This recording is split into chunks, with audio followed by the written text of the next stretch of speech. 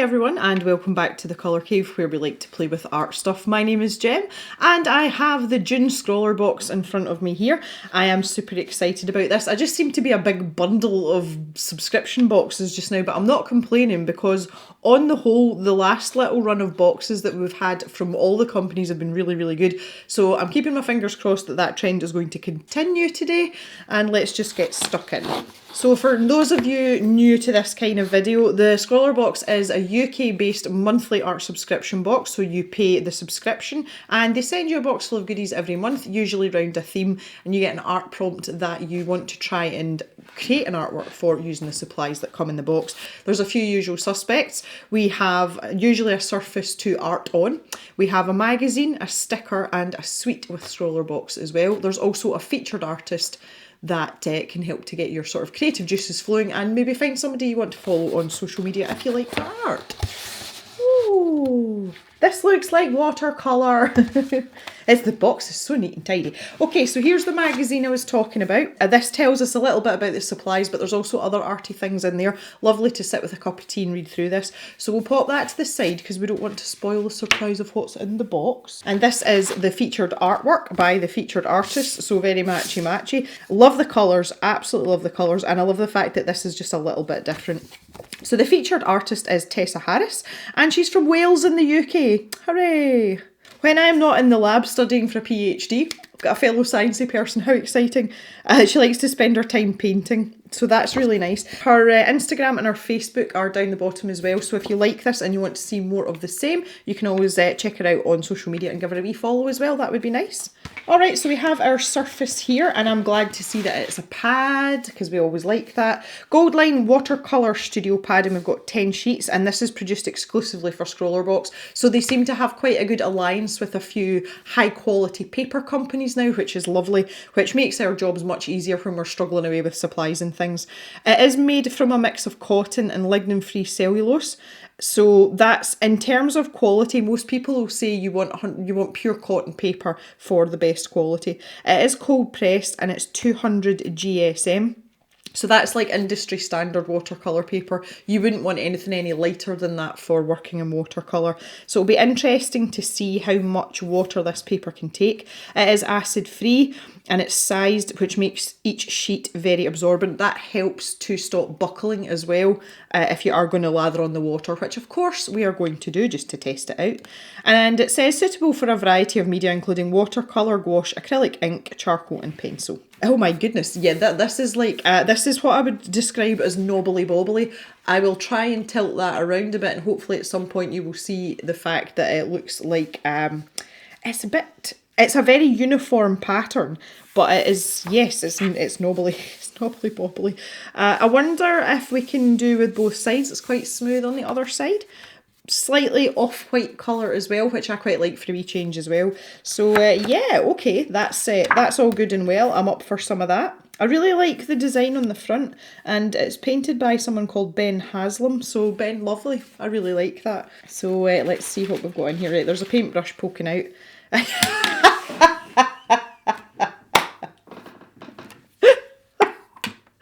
The paintbrush in the box is a Sea White number 8 synthetic round. I sell these in the stash shop. These are great brushes and I love them. I really do. So if you don't subscribe to Scrawlrbox but you'd like one of these brushes, they're really affordable. Check out the stash shop. The link is down in the description, and I sell these in all different sizes. I'm really pleased I've got this brush in here. Sorry, that's tickled me a little bit, but they're really good brushes. So I'm super pleased that we've got one of those. That's really nice. It's really nice. Oh, I've found my sticker. I like to try and match it up because it usually fits in with the artwork, and that's fairly obvious that goes in there with my sticker. Again, love the colours and that. We've got the list of supplies, which again I don't like to look at until I've looked at all the supplies. Kind of doing everything a bit back to front today, aren't I? God, I'm a bit out of kilter. Okay, we've got some pencils. And these are Derwent Watercolor Pencils. Now, I've had a skiddle about with these just recently, actually. And yeah, they're quite nice. So we've got ivory black, Prussian blue and terracotta. So quite an interesting set of colours there as well. These are kind of at the top end of watercolour pencil in terms of price, they're pretty good. I like them a lot. I did do a video comparing several brands and several budget brackets of watercolour pencils. I'll leave that link in the end card and down the description if you want to see these in a bit more depth. But generally they're high quality pencils. The laydown's lovely on them, and obviously they mix well with water. So we'll give those a wee test out just shortly too. And the sweet is, and it's lemon, clearly. Okay, marvellous. Give that to Mr. Jem and he can rot his teeth some more. And lastly, oh, this feels like little pans of paint.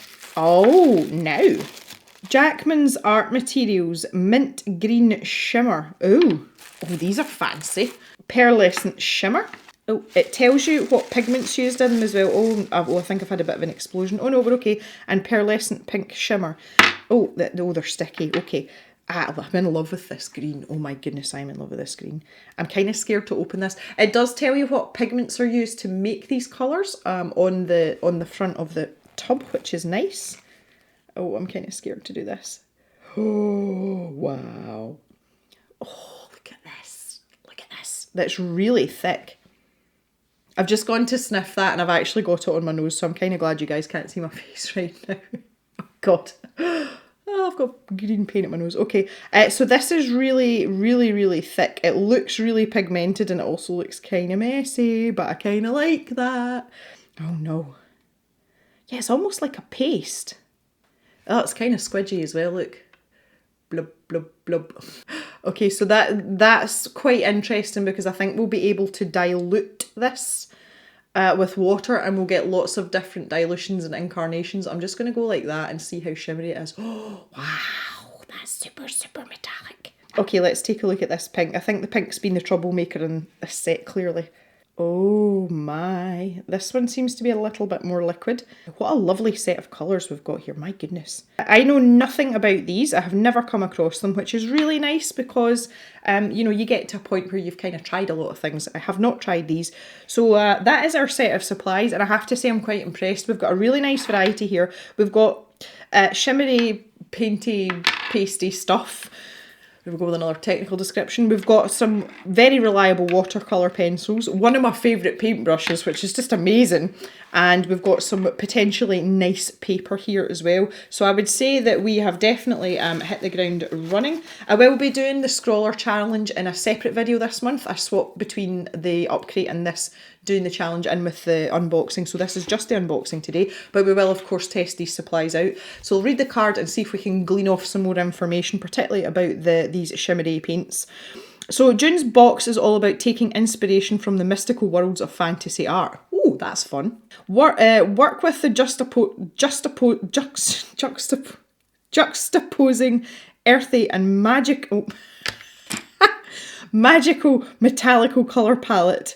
Metallical, that's not even a word. Okay, can't speak today, it's fine. Magical metallic colour palette to create an otherworldly being. Ooh!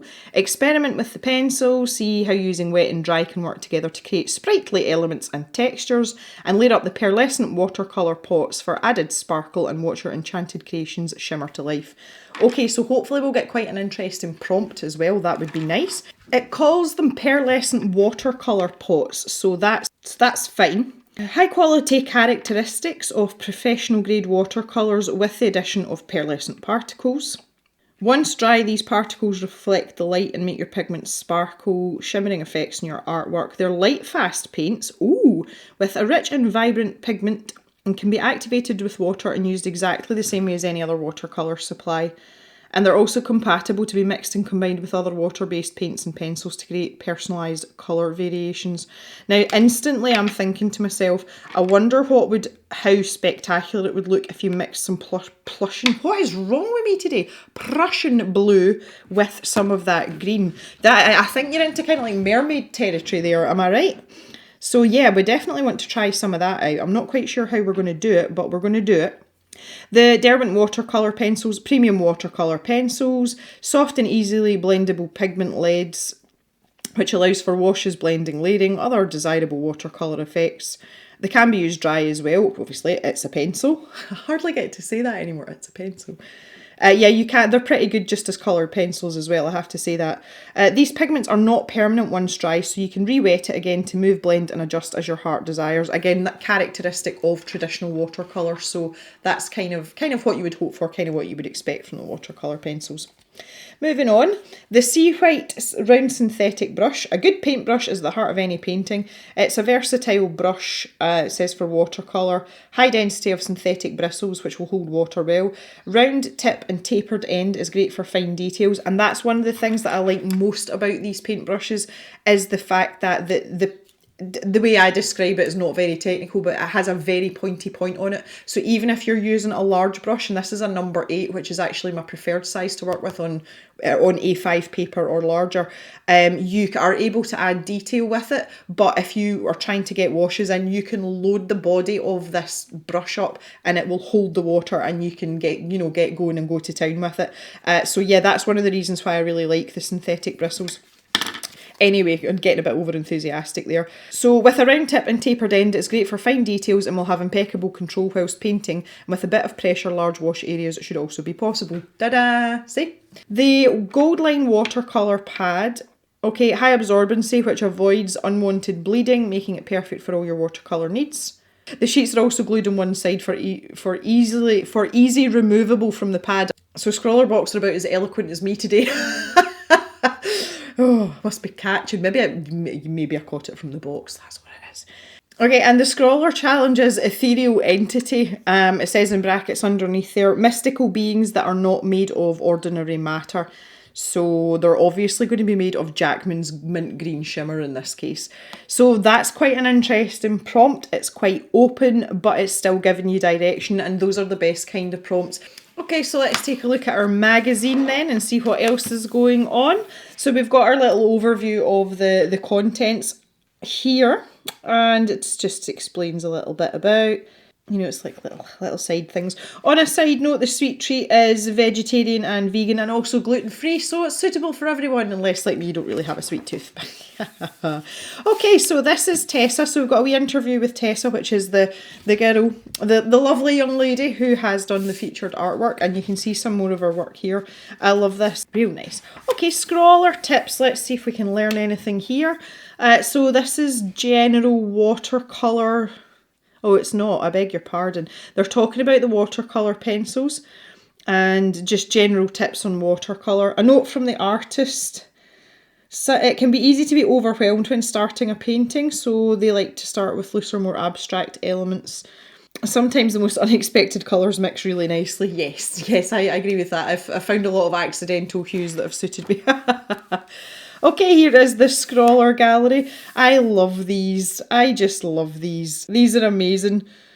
This was the prompt when I ended up doing the comedy birds because I was full of painkillers. I like this one as well. Somebody's kind of had the same thought as me and made fun of it. Someone's drawn some feathers as well. That's really, really nice. That is lovely. Absolutely lovely. So nice. Okay then, Scrawler Extra, Imagination Running Wild. So we're talking about the fantasy genre. So there's a little bit about the beginnings of it and how it kind of ended up the way it is. So we've got some illustrations here from varying times. The Jabberwock from Alice in Wonderland, that's a very fantastical creature. And also the illustrations in Tolkien's books as well, which I just love. I'm a big reader, so I'm right into that. Scrawler update, new products coming soon. We already have a few things in motion that we know you're going to love. New products, new ideas and new challenges, but we are always open to hear your thoughts. Okay, so you can send them an email if you want to give them your ideas for future boxes and things like that. Okay, so that's pretty handy, short and sweet. Righty-ho-ho, so for the purposes of testing, I have got a water brush here, and this is just to help test out the pencils, and I've picked one with quite a big nib on it as well, and I've got a couple of pots of water and just a rag beside me as well to facilitate proceedings. Now, we've already talked about the paper, so I am interested to see what happens here. So let's start with these watercolour pencils, and I'm going to show you them down dry first. And you can see, first of all, this is going to show you the texture of the paper wonderfully because it is very, very textured. But we can layer up this pencil and that's going to give you some interesting results when you start to activate it with water. So we're not going to get a huge block of colour here because of the texture of the paper, but that's not really an issue when we're working in this sort of environment. So we've got the blue here as well. Ooh, it's pretty. And we've got terracotta. So you can see nice vibrant pencils, a lot of pigment coming down there. They are quite soft, but they seem to hold a point reasonably well. So if you're going to use them for detail work, you're not going to have any problems there. So we'll just go with the basic sort of standard, let's wash this out and see what happens kind of job. I'm just going to get my wee water brush on the go here. There we go. I'm just going to start to smoosh this out. Now this was something that I noticed when I did the review of the Derwent pencils, that the black has got a lot of a blue tinge in it. But you can see how well it's travelling there. And if we keep working away, we can manipulate this pigment and we can actually almost scrub out where the texture of the paper's showing through. You'll never get rid of that entirely on paper that's as textured as this, but you can do a good job of moving it about, which is fabulous. Do the blue here as well. Ooh. And you can get down to some really light, delicate incarnations of this as well if you just keep working at it. Or terracotta. So you can see the colour's quite rich as well. You know, we're not talking about wishy-washy watercolour here. And I love watercolour in pencil form because it's so versatile. We can mix these, but the other thing we can do as well is you can take the paint straight off the tip of the pencil. So I've just given this brush a wee wash before we get started. And that's it, it's just damp now. So you can actually lift the colour off. And if you just sort of work in, especially when you've got a nice pointy point on your paintbrush like this. And you can get some really nice thin lines. And look at the point on this paintbrush. This is a size 8 paintbrush and you can get such beautiful delicate lines with it. This is one of the items that I have in the shop that's regular stock, and I don't put anything in as regular stock unless it's a product I trust and one that I'd like. So I don't really need to, I think I'm biased with this because I do really, really like them. But there you go, there it is with the black as well. So you can get some super, super fine lines with it. And you can see the paint's coming off the pencil with no problems whatsoever as well. So that gives you a lot of scope in terms of what you would like to do with the prompt as well. So the other thing that we can do with these is we can layer them on top of each other. So you can actually do it dry first if that's what you want. So we'll just cross these colours over. You can start to work away there and you can blend them together. So there you go, you've got a much sort of darker brown shade there. So we've got the option to do that as well. Okay, let's have a go with these. I'm slightly sceptical about this. Let's move down to the bottom here. Now, the thing that's getting me is maybe I want to put some of this into a palette so I can dilute it down. I'll zoom you out a wee bit. Because my thinking is that maybe we can just grab a bit, and I don't think we're going to need a lot of this. I think a little is going to go a long way. So there it is neat, just while I've got this on the brush. And it's fairly pretty. Now we did say to leave it to dry before we see the full extent of the shimmeriness of it. I just happen to have a pipette here, as I usually do. So I'm going to put 1 drop of water in there and just mix what's on the end of my brush. And we'll give us a slightly lighter. So yeah, there you go. It's behaving very much like watercolour. There's no doubt about that. So if I just clean my brush off. And yeah, it's happy to be manipulated, and that's, it's starting to dry, but I can pull it about a bit and do stuff with it. So that's really, really nice. I do think you're only going to get the full impact of the pigment in its purer form though. Obviously, the more you dilute it down, the more subtle that the shimmeriness is going to become. Yeah, look, there we go. Okay, that's really nice. That is a nice colour. I really, really like that colour. I'm going to put the lid on this now before I have any disasters. And let's try the pink, the troublemaker. This seems to be really viscous. Yes, it's very, it's almost gummy. Like verging on, like, almost gouache. So there we go, there's a damp brush. And that seems to want to play a lot more. That wants to move about a bit more than the green one did. Put that on top of that. Ooh. So we've got some transparency as well, which is really nice. The other thing I wanted to do as well, just while I've got this diluted green, just to show you the capability of the brush, look at the area you can cover. So you're not, what I was saying earlier about this brush holding a lot of water, You know, for a size 8 brush, you can go a fair amount with it. And if you want to get some washes in, you're more than able to do that. That is not a problem. So let's get my pipette out again. And I'll just stick a wee splodge in there. And I'll lift a bit of this paint. There we go. So that's much, much, much paler. So you can get some nice delicate colour, although you can have this really vibrant, bright sort of... You can get it down to something a little bit more subtle if you're, you know, that way inclined. I'm kind of squinting at this as it dries. And I have to say, I'm not seeing much of the pearlescence. It's very slight. Anyway, I'm probably jumping the gun with that. I do think that the silver is going to save us though. Look how thick that is. That's just a clod of... Oh, that's something really satisfying about that. Ugh. Yeah, so a bit like it did in my hand. That's pretty pigmented, to be fair. Now, as suspected, even the slightest bit of water really washes this out. Like to almost nothing. That was just a damp brush. So you're going to get the subtlest of shimmers there. That's literally going to put a sheen on your work. It's not even going to, you know, it's not even going to be shimmery. I would say a sheen is more the order of the day. So if we do the same again and just dilute it a wee bit with water. Yeah, that's really taking it down to not very much. There we go. Now if I put some of this, the green especially, the green isn't that shimmery. There doesn't seem to be a lot of shimmer pigment in there. It's very, very subtle. So I'm a little bit disappointed about that. But I do think that if we grab some of this silver and plonk it down over the top, we'll see what that does. But if you get a really diluted amount, you're going to mute your colour down, but once it dries, then I think it's going to be a bit more interesting. So we'll leave those to dry, and while they are drying, we're going to take a look at what happens when we mix our pencil with our shimmeriness. I do feel that's the other thing about these synthetic brushes as well. They clean off really well, like really easily. The pigment comes away from them, from the bristles really well.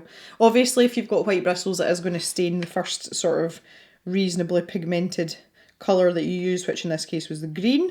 But I'm basically just going to take a little bit off of there, and I'm going to plonk it in here.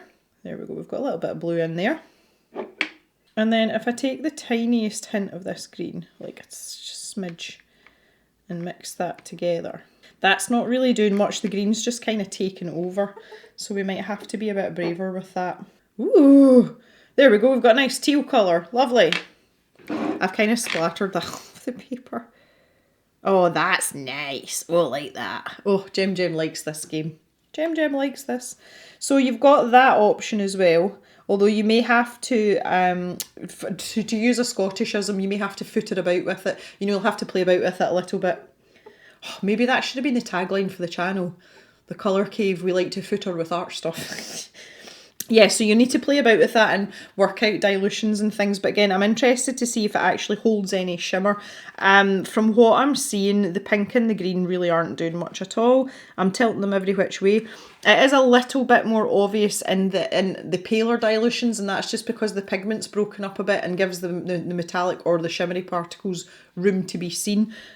So I don't know whether the pigmentation has anything to do with the fact that these maybe don't look as shimmery as they're supposed to. They do look kind of shimmery in the pots, but it's not really translating onto paper, which is, yeah, it's a bit disappointing. Right, okay, so let's try something else now. Let's see what happens if we do this. Curious about this. I'm going to put a really good layer of that terracotta down. It's probably not the best colour to be doing it with, but it's, in terms of the pencils, it's kind of like, well, okay. And let's grab a little bit of the pink. Maybe grab a little bit more pigment, mix it up with this. There's definitely shimmer in there. I saw it happening. Yeah, okay. But this is wet, so if we do this... Oh! Look! Oh, we're getting some really interesting colour now. Oh, that's exciting. Look at that. Ooh! So we can do a bit of mixing on the paper as well, which is really nice.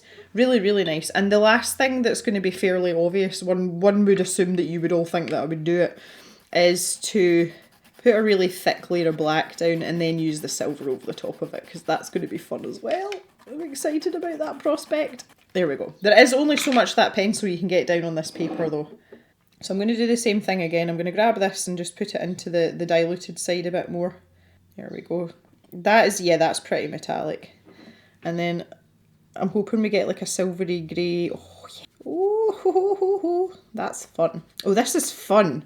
So while we're waiting for all of this to dry, this was the section where I did the wash, and I did say I was going to test the paper to see how much water it's going to take. There is a bit of buckling there. It's not completely dry. So I'm just going to keep firing water on it just to see what happens. I'll maybe put a little bit of paint in it.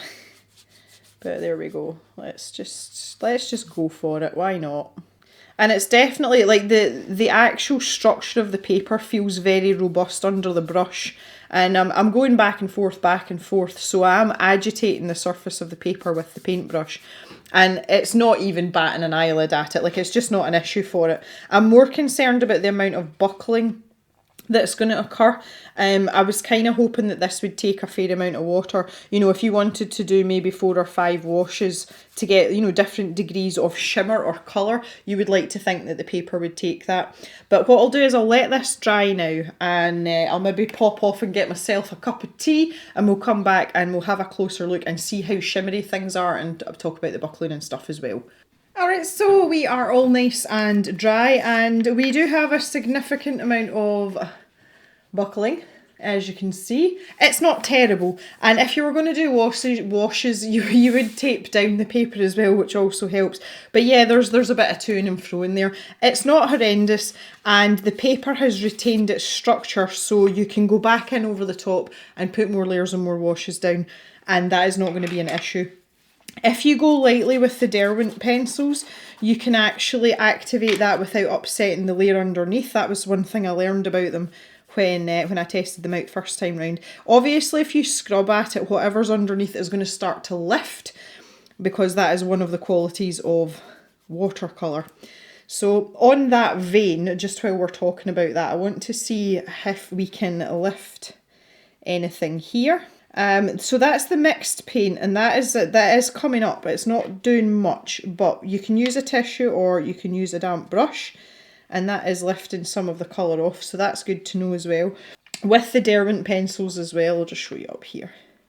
Now, bearing in mind that this is dry, obviously if you get it when it's wet, you will get a much more stark and sort of startling result. You know, it'll lift a lot better, but it is lifting a wee bit. It's not taking a huge amount away, which is what I expected.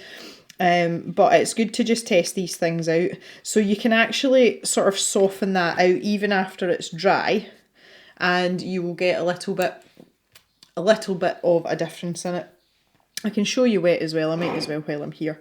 If I just chop through this with my damp brush, you can see it's starting to lift in the middle there. So yeah, great lifting properties as well. So overall, I'm quite impressed. The thing that's kind of making me go a little bit is this shimmery situation. Now, I do my best here to show you. Now, it's fairly obvious. The silver is absolutely cracking. All the places that we've put this down, the minute I tilt that, you can see it and it stands out, you know, like it really, really sticks out. With the pink and the green, there's not an awful lot going on. It's very, very subtle.